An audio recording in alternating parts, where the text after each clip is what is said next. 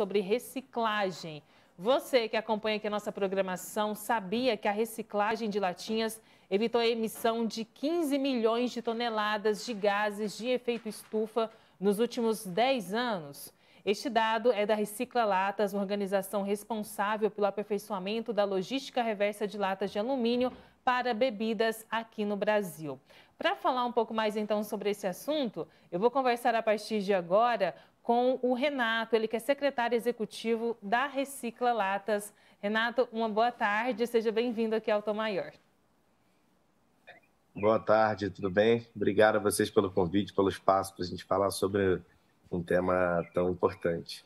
Para esse bate-papo aqui com a gente, nós temos também a participação da nossa parceira aqui do Sistema Sagres de Comunicação, Lívia Bailão. Boa tarde para você também.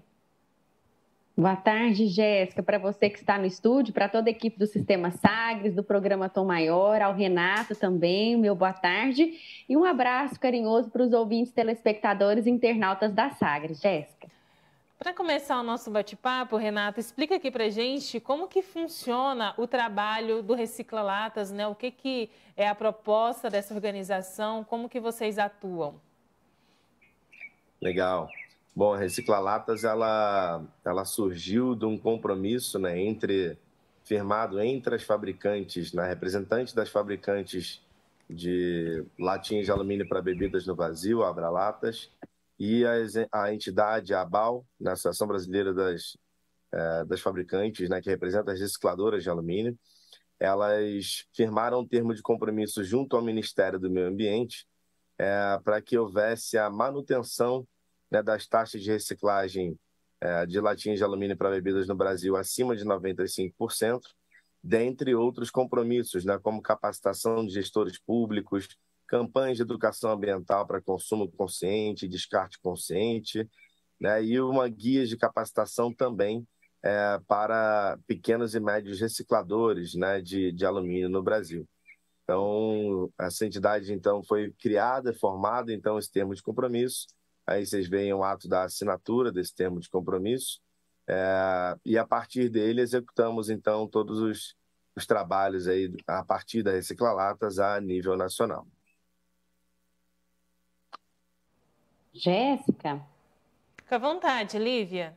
Eu tenho uma pergunta para o Renato. Você comentou dos pequenos e médios recicladores, Renato, e essa era uma das perguntas que eu queria fazer para você.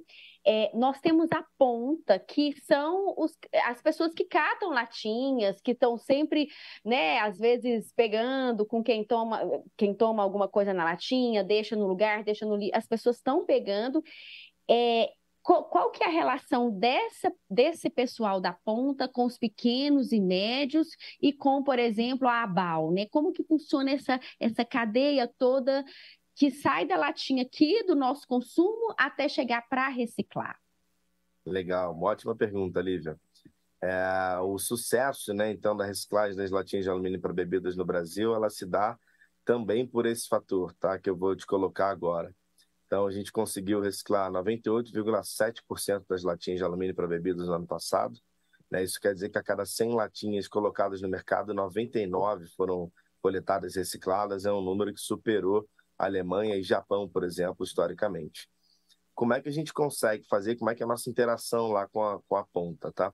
Para além dessa capacitação, né, que nós levamos a pequenos e médios recicladores, hoje são quase 20 centros de coleta de alumínio que são espalhados por 20 estados no Brasil. Como vocês veem agora para as imagens, para quem nos acompanha, mas quem nos acompanha por áudio, o centro de coleta é o elo de interação entre aquele que faz a coleta das latinhas, né, que cata essas latinhas e destina diretamente ali, então, para uma base de compra da indústria. Então, uma vez que a gente tem, né, o único setor que tem proprietários, né, esses centros de coleta para compra desses materiais, né? Então, a gente compra todo esse material e destina diretamente para a indústria, que garante que nós paguemos um preço, né, competitivo a nível de mercado e que leva também vantagem para aqueles que estão catando lá na ponta. Então, além da capacitação, esses 18 centros de coleta também fazem parte do grande diferencial do encadeamento aí das reciclagens das latinhas. prejuízos que o alumínio, as latinhas provocam também no meio ambiente. Quais são os efeitos, né, para a fauna, para a flora, até mesmo para o solo? Bom, hoje a gente pode dizer, né, que o nosso setor é um exemplo mundial em relação à redução das externalidades negativas, né, daqueles potenciais impactos ambientais. Pelo primeiro ponto, né, as latinhas não vão parar em nenhuma destinação inadequada, como a gente coloca pelo número. Então, se a cada 100 latas que vendemos, 99 voltam ao ciclo produtivo, quer dizer que 1% estariam potencialmente, né, tendo esse índice, indo para lugares que seriam potencialmente poluidores.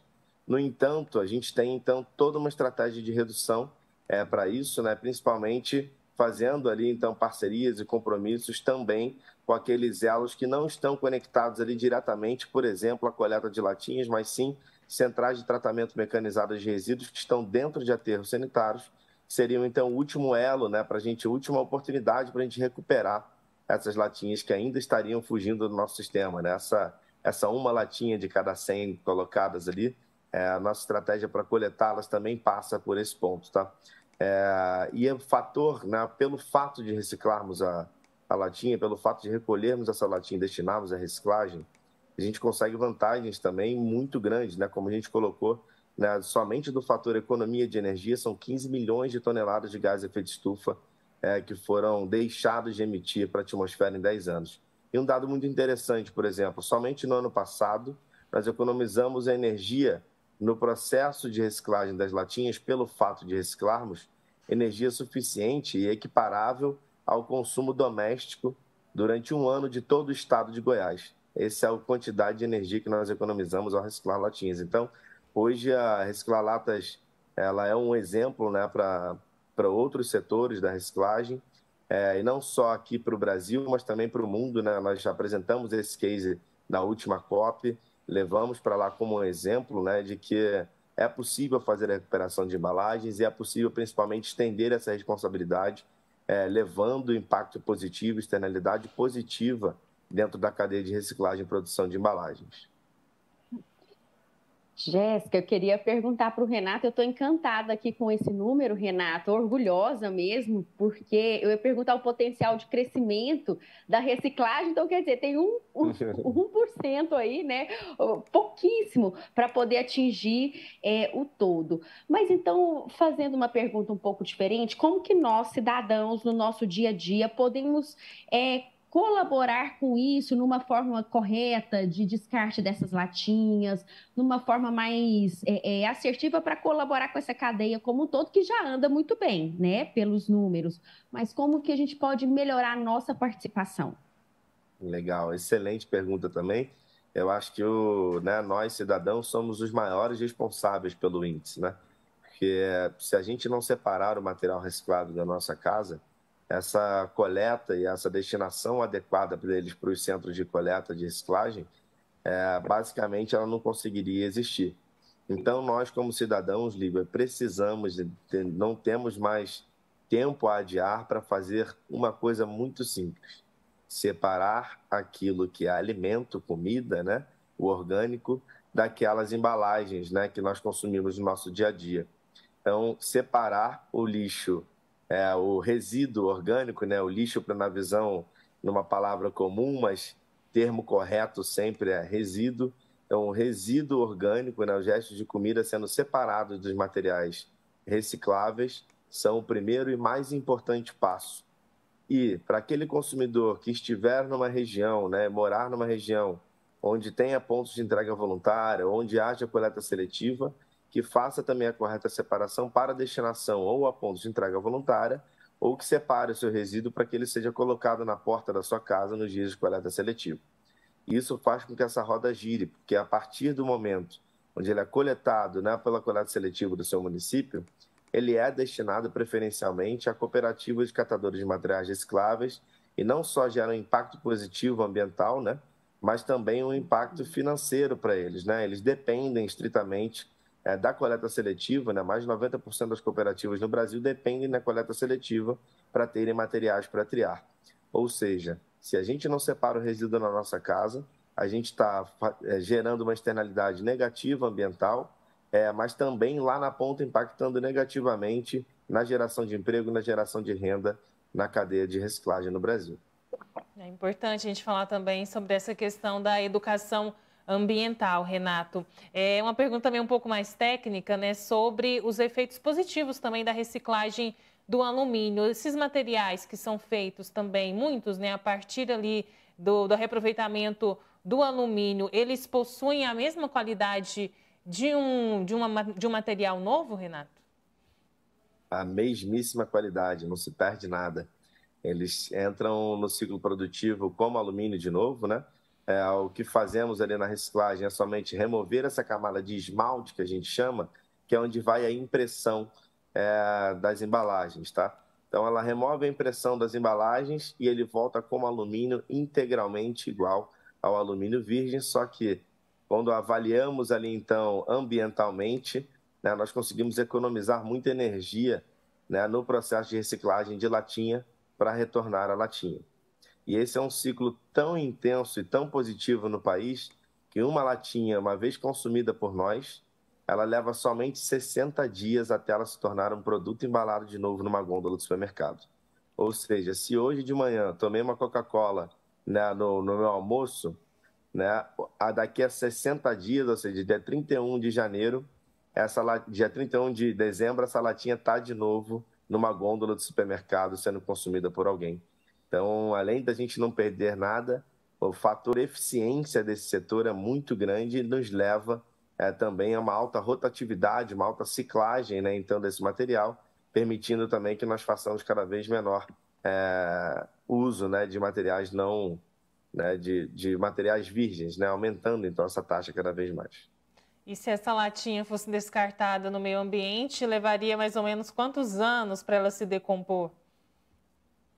Olha, há estudos que falam em 250, há estudos que falam em 300, mas eu acho que o mais importante é ressaltar que essa latinha não está indo para o meio ambiente, né? Que se a cada 100, 99 estão retornando, a gente basicamente não tem essa latinha lá dentro. Então, ainda que esse tempo fosse demorado, por felicidade do nosso trabalho, por eficiência do nosso trabalho, esse tempo pouco importaria, né? Se ela está sendo recuperada e está sendo reciclada, esse tempo é uma mera informação científica e não uma informação prática. É isso, Renato. Muito obrigada pela conversa com a gente aqui no Tom Maior. Parabéns aí pela iniciativa, né, pela Recicla Latas, e até uma próxima oportunidade. Obrigado, Jéssica. Obrigado, Lívia. Conversamos aqui no Tom Maior com o Renato, ele é secretário executivo da Recicla Latas. A Recicla Latas, né, que tem esse dado que o reaproveitamento, a reutilização das latinhas evitou a emissão de 15 milhões de toneladas de gases de efeito estufa nos últimos 10 anos.